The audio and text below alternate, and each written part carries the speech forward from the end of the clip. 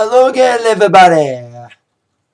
Zaggy Tech is here with the Atakline for Thursday, June the 27th, 2013. Now, I had no intentions on making any videos this evening, let alone an Atakline or TNA Impact Wrestling review, because I thought I had a gig tonight that was scheduled, but as you can hear probably and see, it's raining. It's been thunderstorming all day, which meant my scheduled gig for this evening, which was the outdoor movie night set to take place at the Bruce Township Park, has been canceled. It was canceled hours in advance before the storm even came, so it was made prematurely, but it made at the right time, especially since the storm did happen.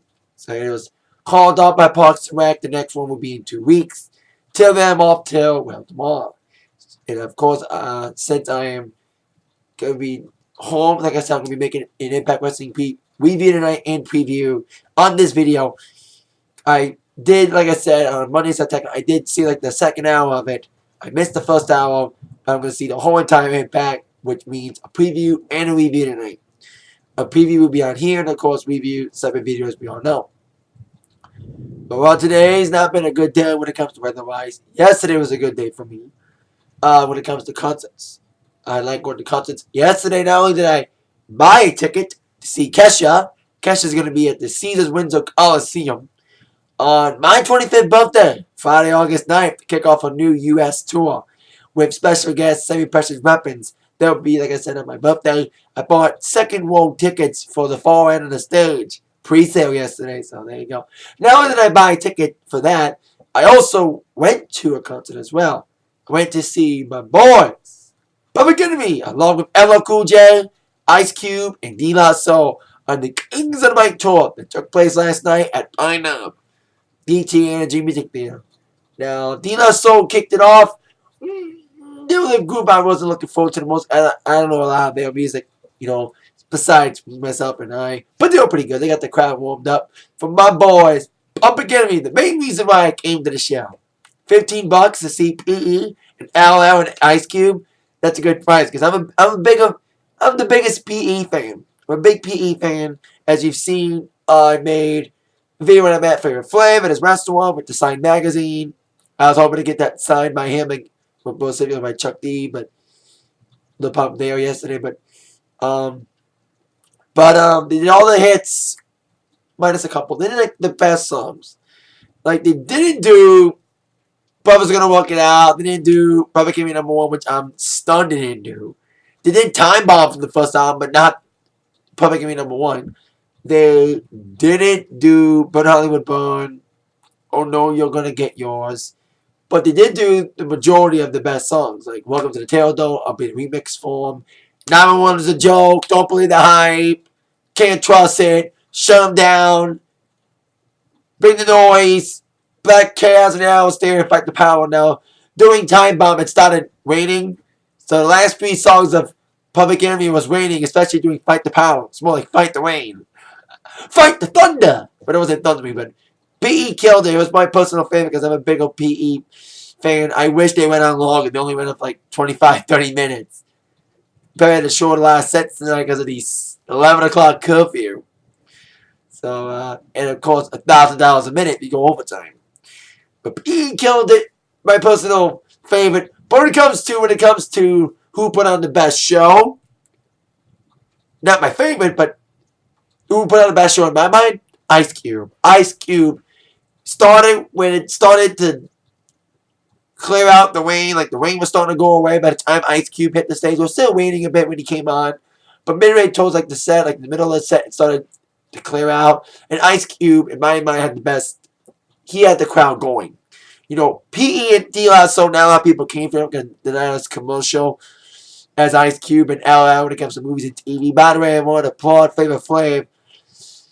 He acknowledged Michael Jackson a little bit. I applaud Flavor Flav for acknowledging Michael's death anniversary. I wish more people applauded. And he has a song, Michael Jackson. I have it on my favorites, actually. So, it's more like a diss to the Doctor, but still a decent song. If you want to check that out, go to Flavor Flav's YouTube or look at my favorites. Anyway, so like I said, Ice Cube came out and he did some NWA songs. He did like Straight Outta Compton. Well, he's grown now, so he probably doesn't want to do Fuck the Police anymore. They're like, Today Was a Good Day. Put your back into it. And the crowd was in his hands. Like the PE deal, I saw the crowd going a little bit, but I saw the crowd going more nuts when Ice Cube hit the stage. He had the best sound of all of them.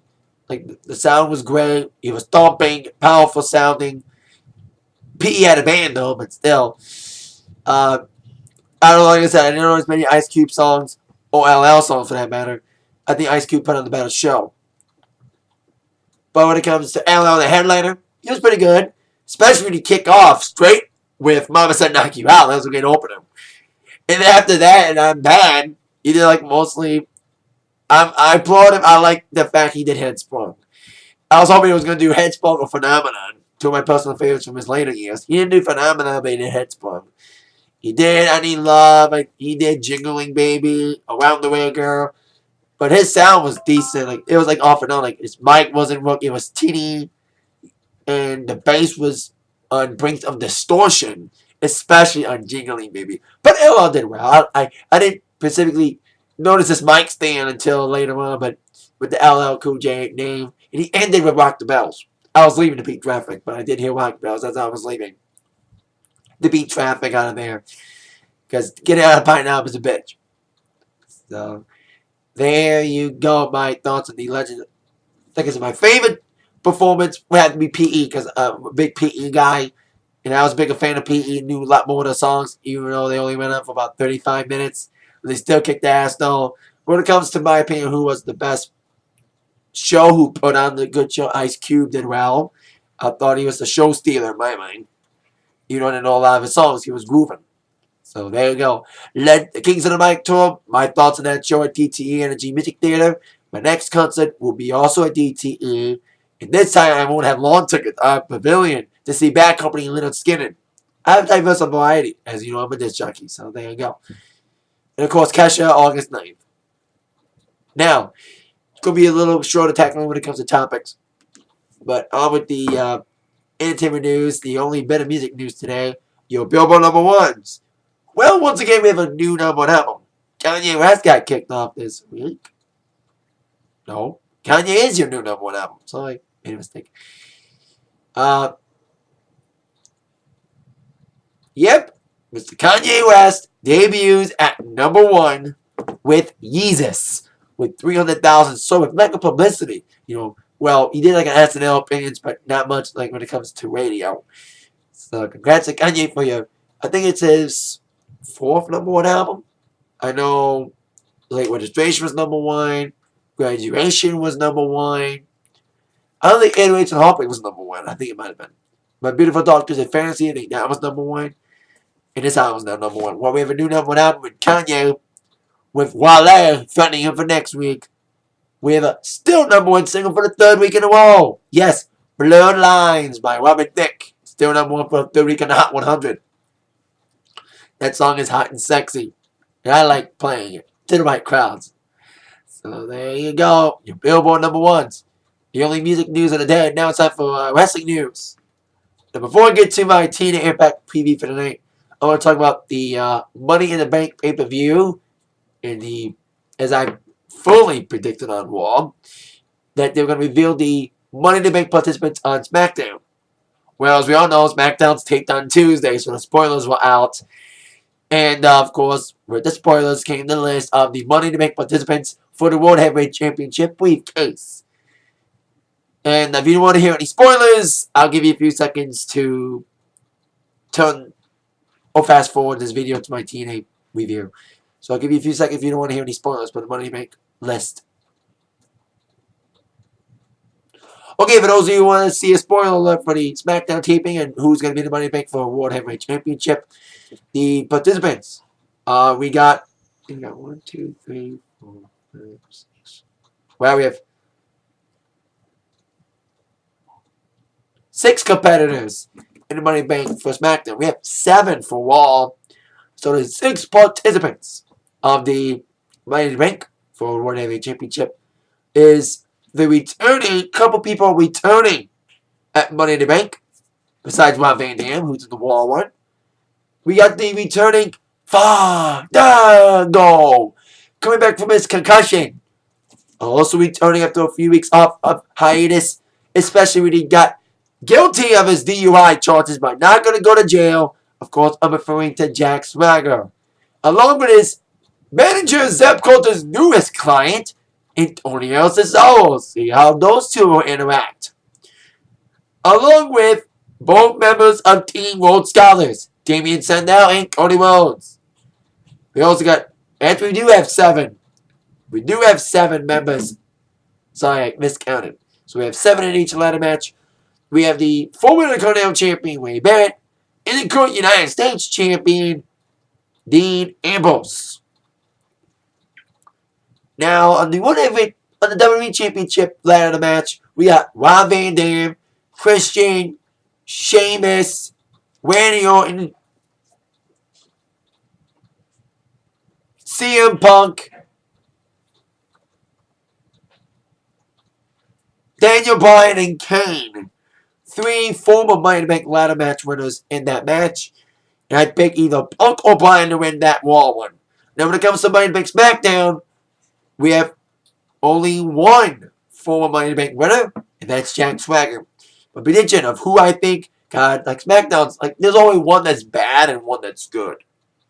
And this is probably the weakest one, because who deserves a title shot out of these 7? I say Ambrose. That's my pick to win. Dean Ambrose. There's no one else to pick, because I don't think Fandango's ready to be champion yet. Well, the thing is, you don't cash in Money in the Bank immediately, unless you're Jack Swagger, who's the fastest on cashing it in. Cashing it that week after he won it. Or Kane when he won. I think someone cashed it in that night. I think it was Kane when he won it.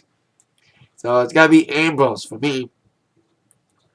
Or maybe Cesaro finally gave him a push. But my pick is Ambrose to win the SmackDown Money in the Bank.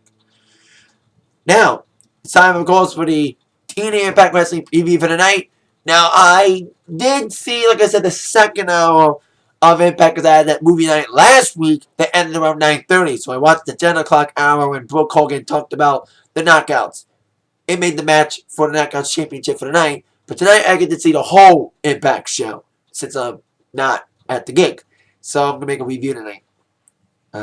We got the top 6 questions that must be answered tonight. Starting with question number 6. Yes, I'm now, on some occasions, now doing a top 6 questions when necessary.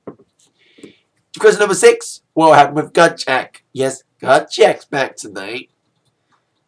We'll see who's going to be in it. I heard, even freaking the Big O was going to do Gut Check. Who knows if he's going to be in it or not. They haven't revealed who's going to be on it. So, there you go. See who's going to Gut Check this evening. Question number 5. Who will win the Knockouts Championship?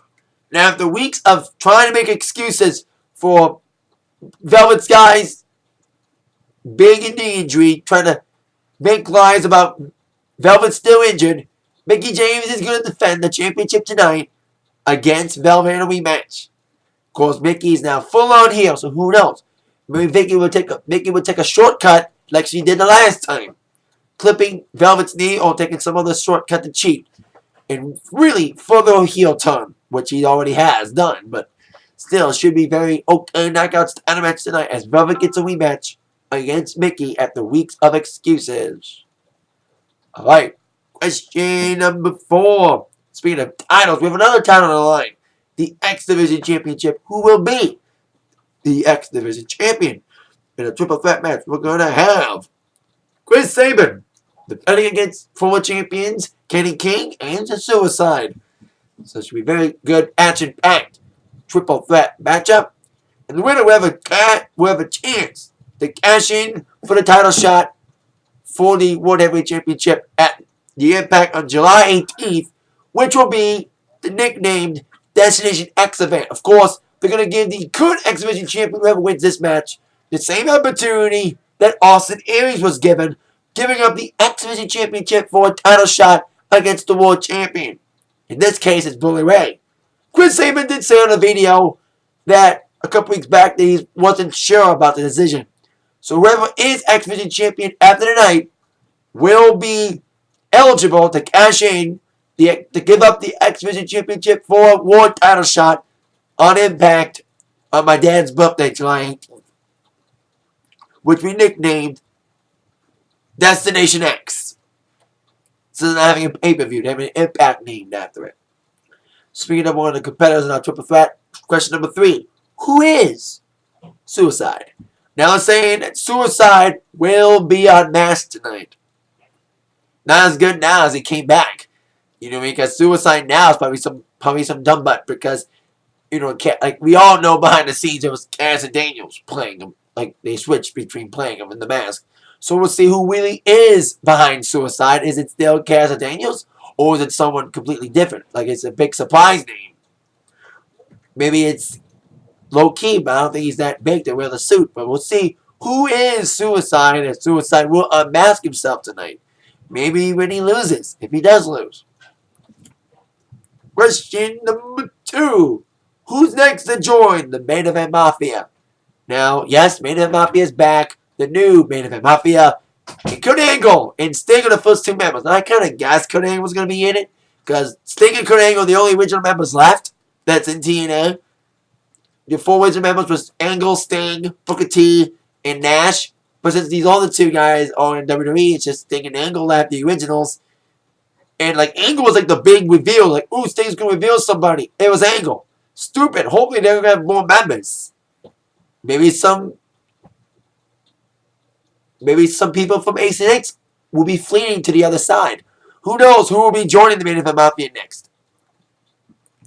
And question number 1, who will get more points in the Bound for Glory series? Now, BFG series continues tonight. Of course, the leader as of right now is Magnus, who got the only submission victory, getting 10 points. While others, including AJ and Joe, only getting 2 points, and others getting 7 for pins, including Jeff Hardy.